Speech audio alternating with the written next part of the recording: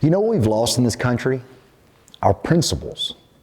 There was a point in time in America where if your little child, if they stole some candy from the store and you found out about it on the way home or back home, mom and dad, they would put you back in that car and they would drive you back to the store and they would make you look at the storekeeper or the manager and they would make you give that piece of candy back. They would make you face the consequence of your decision.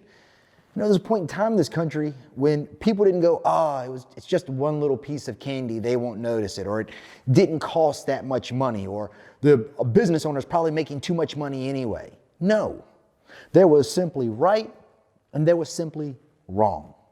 And right and wrong, it was not arbitrary. It didn't flow like the breeze. And it damn sure only wasn't fitting when it was on your side. If we look at what took place at the nation's capital yesterday, what we are seeing in this country is it only matters if you win. It only matters if it's your side. And listen, let me make sure that I'm abundantly clear. This is happening on both sides of the aisle in our country.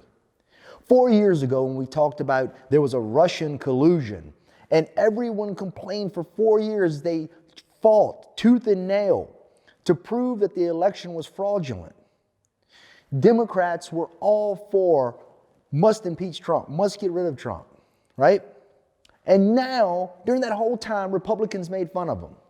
And now we're doing it again. It's deja vu, except this time the tables are flipped.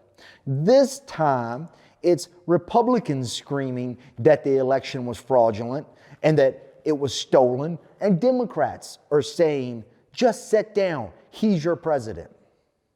Ladies and gentlemen, please listen to me. If there is to be any hope for the country, you cannot justify violence in the summer and then get mad at violence in the winter, or the inverse. How could the people that stormed our nation's capital yesterday, how dare you have the audacity to say anything about what took place in some of our cities across America?